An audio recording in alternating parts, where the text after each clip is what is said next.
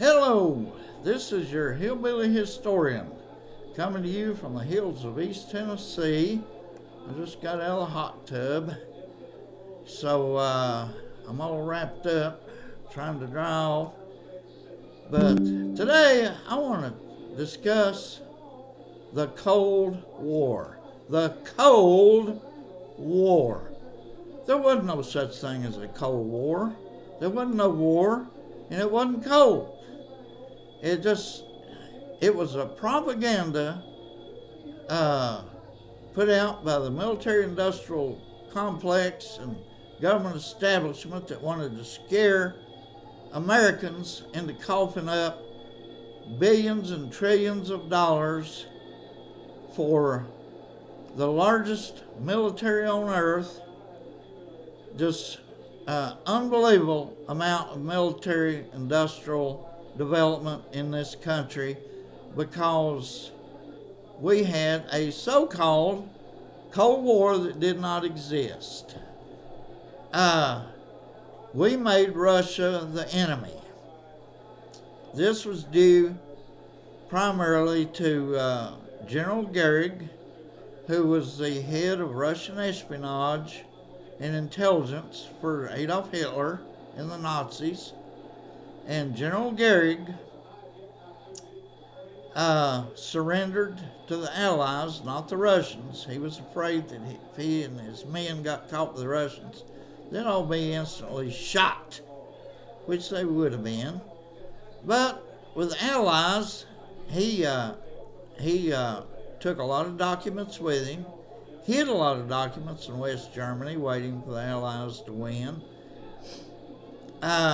And then he scared the crap out of Marshall and Eisenhower and Churchill and Montgomery and all of them, talking about how big and mean and evil the Russians were.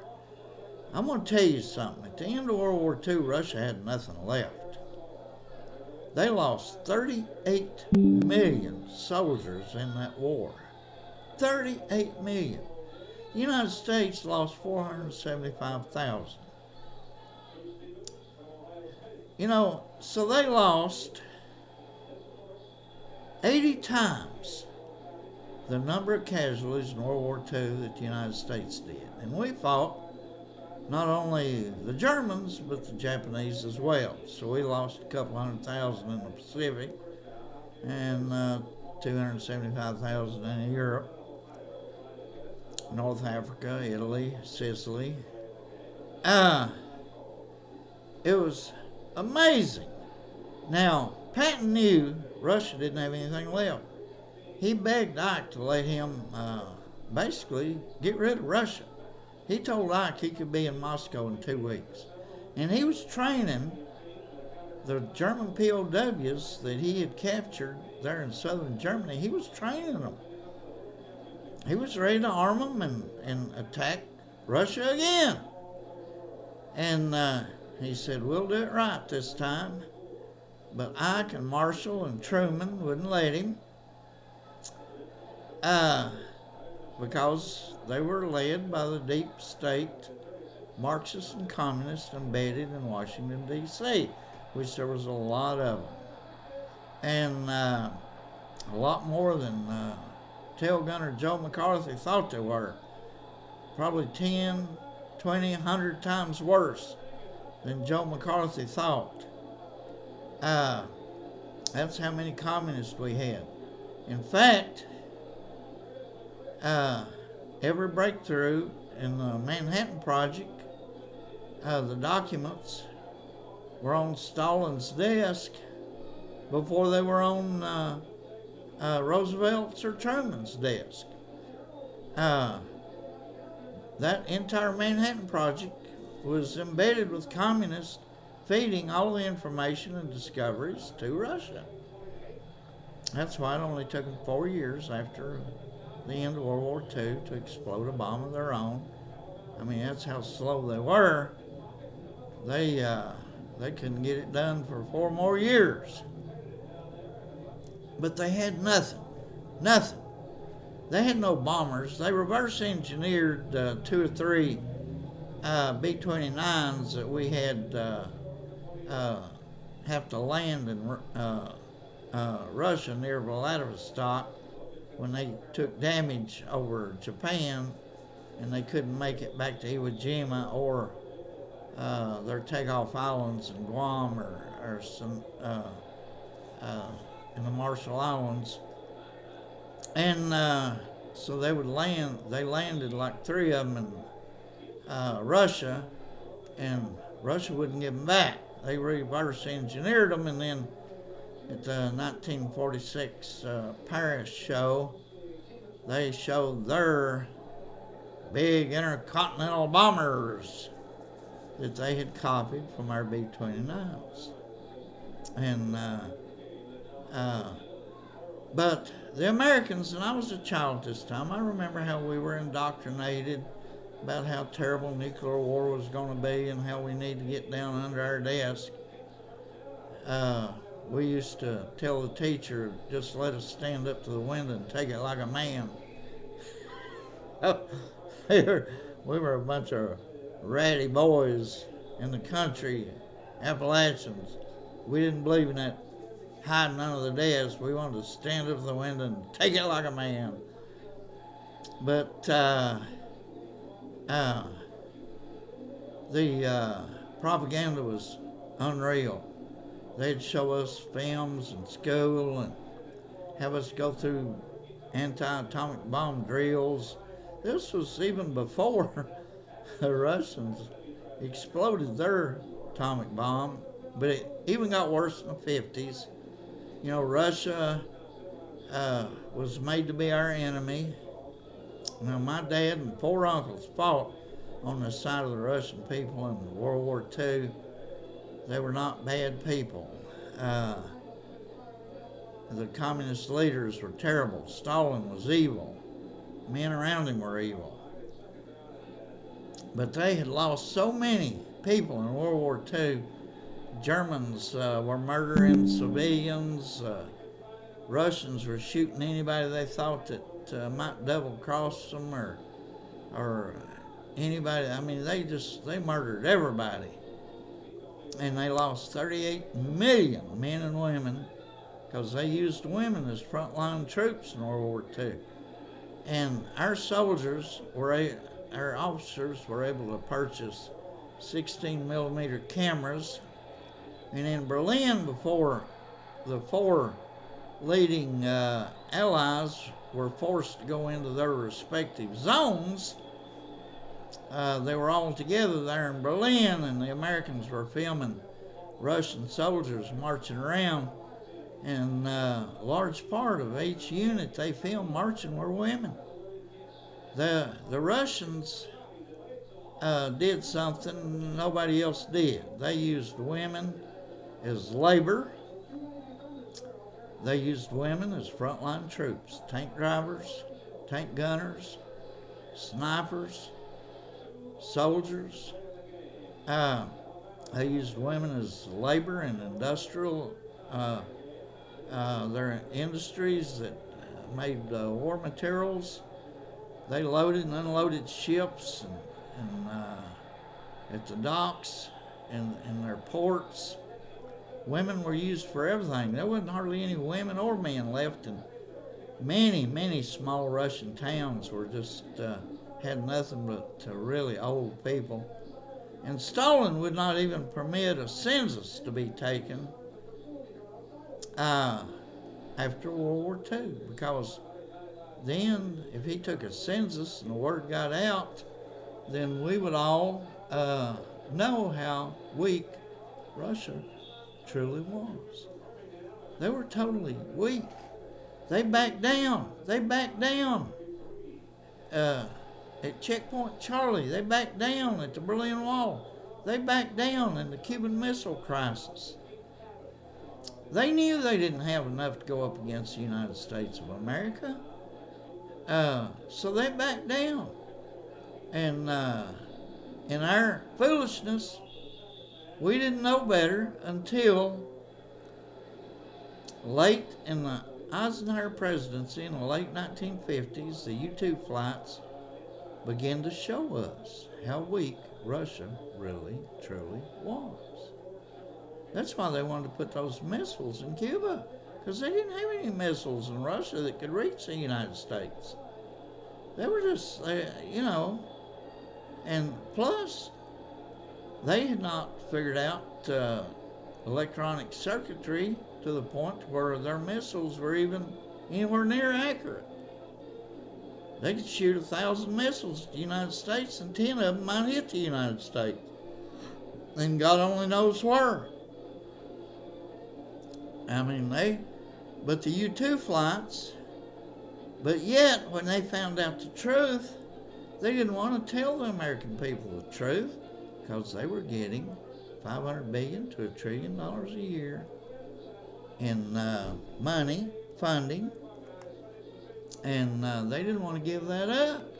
They wanted to keep that humongous budget for the military-industrial complex. And that was one of the reasons for the Vietnam War. Johnson was in real tight with most of those companies that made military-industrial products, like the Huey helicopter.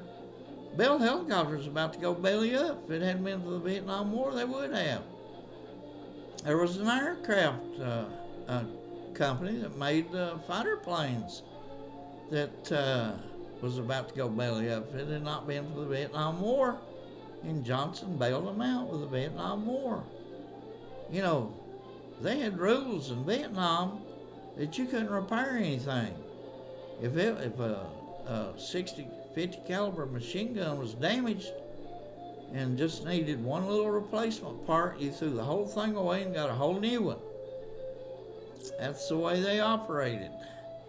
And because the Democrat Party had learned how to steal the American treasury, the military-industrial complex had been doing it for years, and Vietnam was basically 56,000 Americans had to die for the foolishness of Harry S. Truman and this propaganda against Russia, and the Democrat Party learning how to steal the U.S. Treasury and taking advantage of the American working man, American people.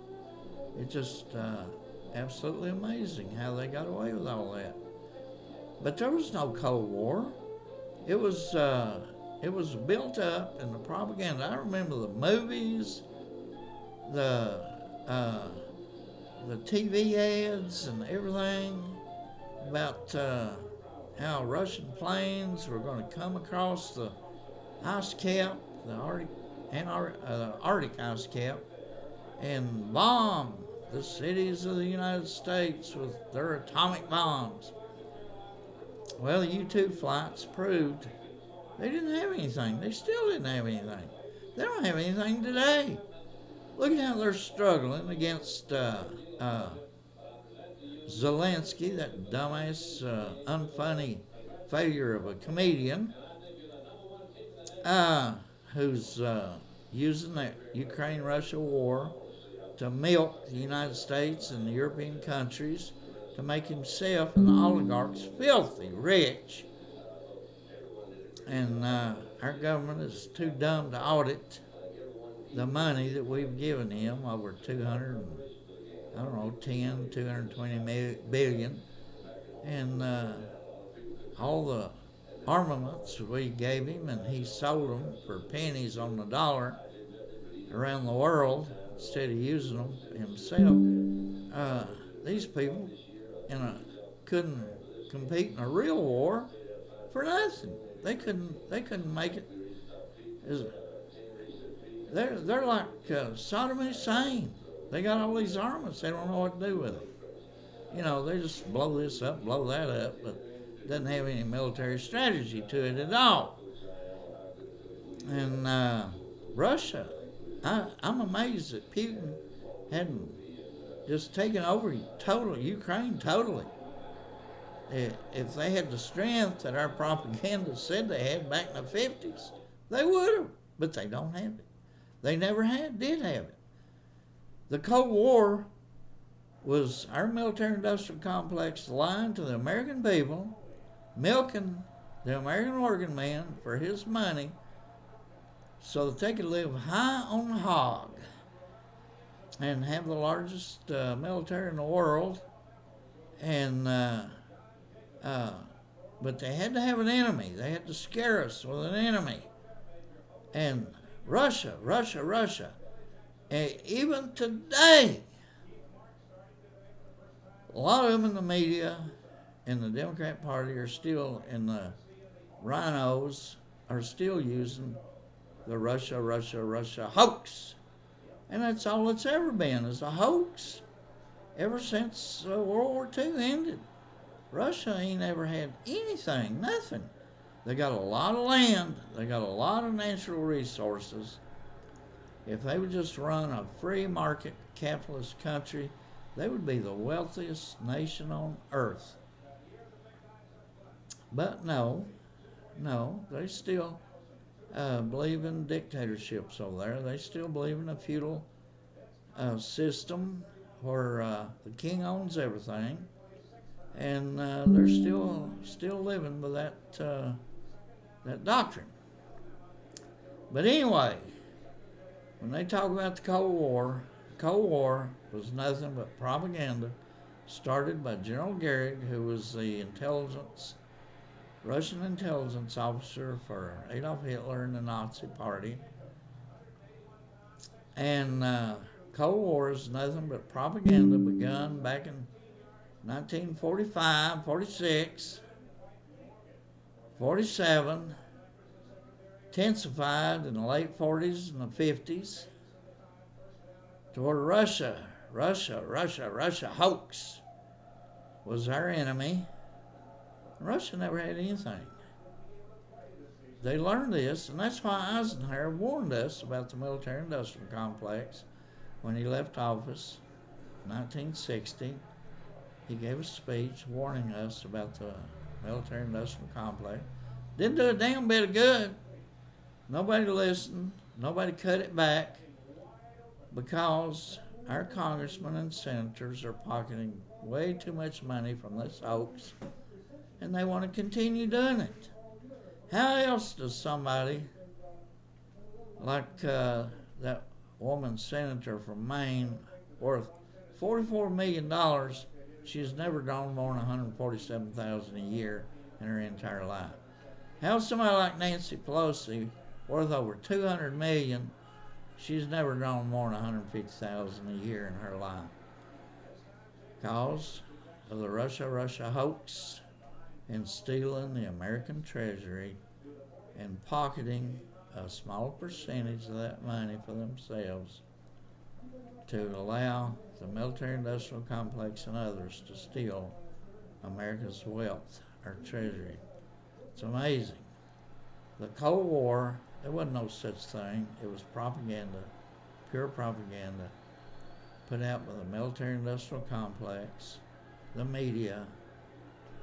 The media has lied to us for hundreds of years. They're still lying to us. I've noticed CNN running ads about trying to get people to watch CNN where you will learn the truth. Hey, even their ads lie. They lie, their ads lie. I noticed Disney now is also running ads trying to use veterans to improve their standing in American society, because they turn woke and queer, and now they're trying to win back the American people because every movie they make is flopping. It just they've destroyed what Walt Disney built with their idiocy, their woke idiocy. But thank God the American people are waking up. And we're doing things now that make greater sense, more sense.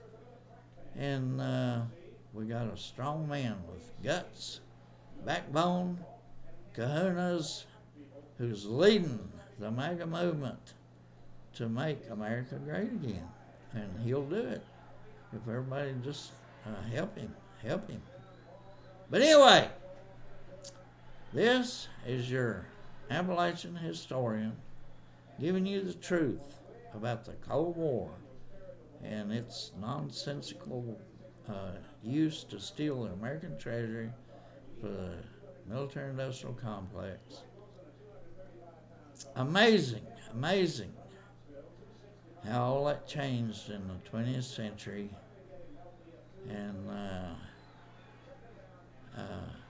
hopefully Trump will get it back to the way it used to be, and we can shut these people stealing our treasure down. But anyway, this is your hillbilly historian coming to you from the hills of East Tennessee, hoping you're having a great 4th of July weekend and a great time in this wonderful warm summer weather. Good day to everybody.